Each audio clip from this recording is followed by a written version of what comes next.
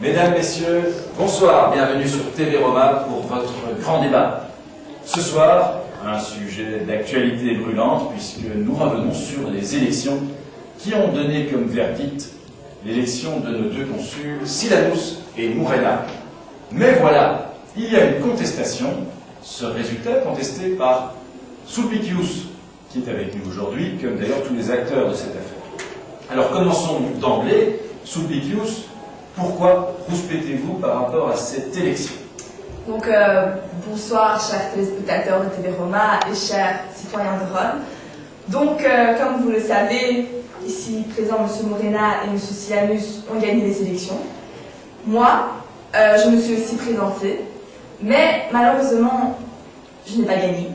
Et donc, je suis ici pour attaquer M. Murena, qui en fait a gagné, mais a gagné avec injustice. C'était injuste. Et cela est inadmissible. Il a menti au peuple romain, car, comme vous le savez tous, il a été présent à des banquets. Alors justement, injustice, présence à des banquets. Pour l'aspect juridique, vous allez être représenté par votre avocat, ici présent, Caton. Alors, que reproche-t-on exactement, en regard de la loi, au candidat Murena? Donc déjà, comme vient de le dire Sulpicius, c'est vraiment inadmissible qu'on puisse tricher aux élections.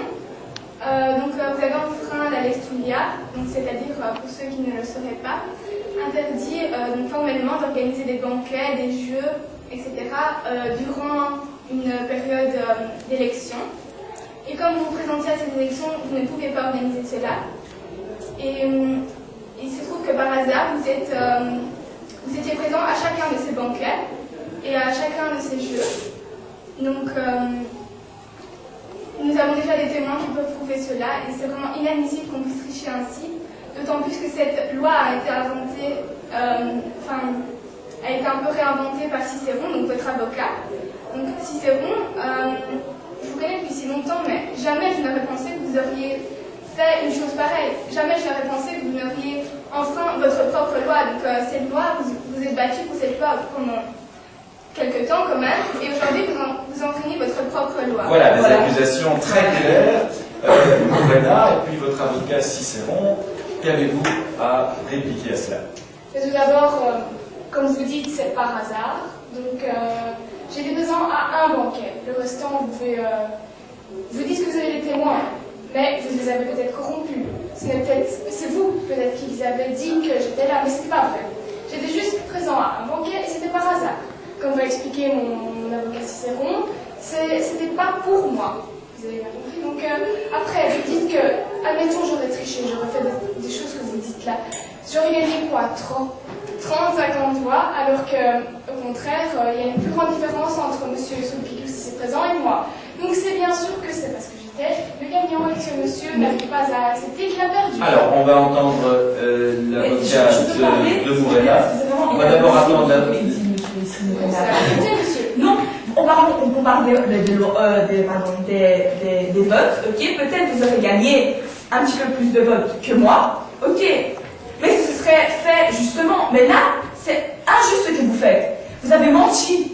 Et ça, c'est admissible, c'est inadmissible. Vous avez trahi le peuple romain, vous êtes son ennemi. Cela se trahira. C'est le peuple romain en disant des choses qui sont fausses. On va entendre l'avocat de Murena, qui, paradoxalement, est l'auteur de la loi qui pose problème. Alors, Cicéron, pouvez-vous nous expliquer votre point de vue? Je vais répondre d'abord à Caton. Donc, vous dites que je vous déçois par le fait que j'ai enfreint ma propre loi. Vous, descendant d'une famille d'avocats renommés par Rome, vous vous basez sur une rumeur pour m'accuser. Mais ce n'est pas qu'une rumeur. Ce que j'avance est Vous avez dit par hasard. Par hasard, vous n'êtes pas certain. Mais si, nous avons déjà des témoins qui le prouvent. Voilà, des témoins vous. Alors, on laisse Cicéron s'exprimer. Ça, vous n'avez aucune preuve. Vous ne pouvez pas dire que mes témoins sont Cicéron. Ensuite, mon beau-frère ayant donc organisé un festin, un banquet, effectivement, Murena est passé par là. Mais quel citoyen n'aime pas les banquets? Quel citoyen n'aime pas les festins où tout est servi gratuitement? Qui n'aime pas boire? Qui n'aime pas manger? Et surtout, se faire remonter le moral? Parce que oui, il y a un autre problème dans l'histoire. le peuple citoyen. Vous vous acharnez sur une histoire donc de tricherie entre Sulpicius et Murena, donc que Murena aurait triché. Mais pensez-vous, serions-nous encore réunis ici en train de discuter si Catilina aurait gagné ces élections? Moi, en tant que consul, c'est mon devoir de protéger mon peuple. Murena Pourquoi a été suis-je en élu danger par le peuple. Alors voilà, justement, un nom a été cité par Cicéron, visiblement, alors qu'il n'a pas l'air d'être mêlé dans cette histoire. Catilina, il joue quand même un rôle. Alors, Catilina, vous avez été cité par Cicéron, vous jouez un rôle dans cette histoire? Non, je ne comprends pas. Enfin, vous m'accusez d'être un néfaste pour le peuple, pour mon peuple de Rome. Enfin, j'ai grandi à Rome, je suis née à Rome. Pourquoi voudrais-je du mal à ma ville? Pourquoi voudrais-je faire du mal à des amis, aux Romains? Alors, néfaste pour Rome, c'est en effet une accusation assez lourde. On va se permettre quand même, Catilina, de revenir sur certains épisodes de votre passé, épisodes assez sombres, puisque vous avez défrayé la chronique il y a quelques années à propos d'histoires assez louches. Rappelez-vous, cela se passait dans la maison des Vestales. On a ici un témoignage, aujourd'hui de Vestales, qui nous fait l'honneur de venir sur notre plateau pour témoigner. Rappelez-nous ce qui s'est passé il y a maintenant une dizaine d'années. Alors, en fait, une Vestale, qui est mon amie, qui s'appelle Fabia, a été accusée d'avoir une relation sexuelle avec Catilina, mais le procès n'aboutit à rien. Et je connais très bien Fabia, parce que je suis une très grande amie à elle. C'est moi qui lui ai enseigné tout ce qu'elle a à savoir pour être une bonne Vestale. Et ce n'est pas du tout du genre à enfreindre les lois, surtout pas si c'est pour mettre sa vie en jeu. Et de plus, j'étais là au moment où Catilina et Fabia auraient eu une relation sexuelle. Et en effet, ils se sont parlé, ils sont entrés dans la chambre, mais je n'ai rien entendu qui pourrait sous-entendre qui a écrit.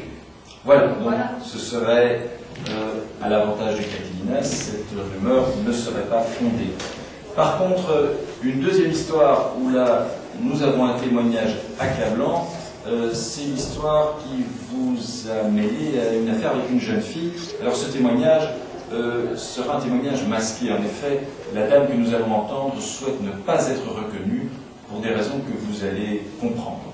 Madame, que reprochez-vous à Catilina?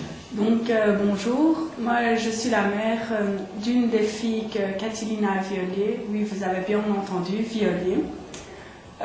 Aujourd'hui, 10 ans après, je témoigne toujours masquée pour éviter la honte sur ma famille. Donc, ma fille est alors âgée de 10 ans et il a profité d'elle.